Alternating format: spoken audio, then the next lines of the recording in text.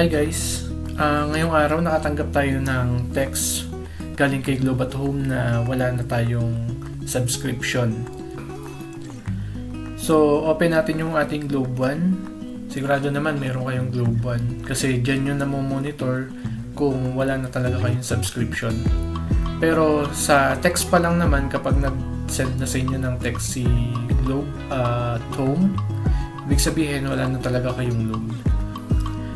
So ito naman yung makikita nyo sa Globe One kapag wala na kayong load. Click nyo yung view details para makita nyo yung transaction. Bali ngayon, ang ituturo ko sa inyo kung paano mag-load gamit yung Globe One app nyo. So, una natin gagawin, click nyo yung Discovery Promos. Tapos, piliin nyo kung anong isasubscribe nyo, yung 100 Mbps ba or yung 50 Mbps. Pili na rin kayo dyan kung ilang days yung isasubscribe nyo. 7 days, 15 days, 30 days, or yung pinakamataas na 365 days.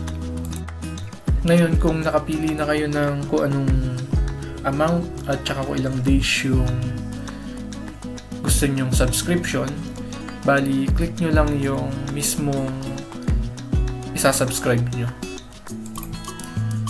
Ngayon, dito sa akin, dahil nga sa tutorial purposes, yung 7 days ulit yung isasubscribe ko. Ngayon, pili lang kayo ng payment method nyo. Dito, papipiliin kayo kung gusto nyo bang i-save yung GCash account number nyo or hindi. So, nasa sa inyo po yan. Kapag pinili nyo na i-save, ibig sabihin, kada load nyo po sa gamit ang Globe One app, naka-register na po dun yung number nyo. Then, kung hindi nyo naman po pipiliin, kung unsave, every registration nyo po or subscription, kailangan nyo pong i-enter yung number nyo, then yung PIN code. Bali, kung nakapili na po kayo kung ano yung gusto nyo, itap nyo lang po kung isi-save nyo po ba or hindi. Tapos, magantay lang po tayo ng ilang segundo para mag-open po yung GCash. And po, open nyo lang po. Then, kung ano po yung number nyo, i-open nyo lang po mismo yung GCash nyo. Ayan, tuloy-tuloy lang po yung process. Agree nyo lang po. Then, payment po na kung 7 days or ilang days kung magkano yung napili nyo. Then, after po nun, proceed nyo po. So, after po mag-proceed, magkakaroon na po kayo ng resibo. Yan po, pwede na po kayong mag-back ulit dun sa may Globe One para ma-verify nyo po kung na-load na po.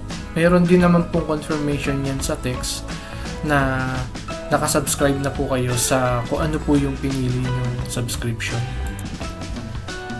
Sana po ay nakatulong sa inyo itong video na to kung paano mag-load gamit ang inyong Globe One. Salamat po!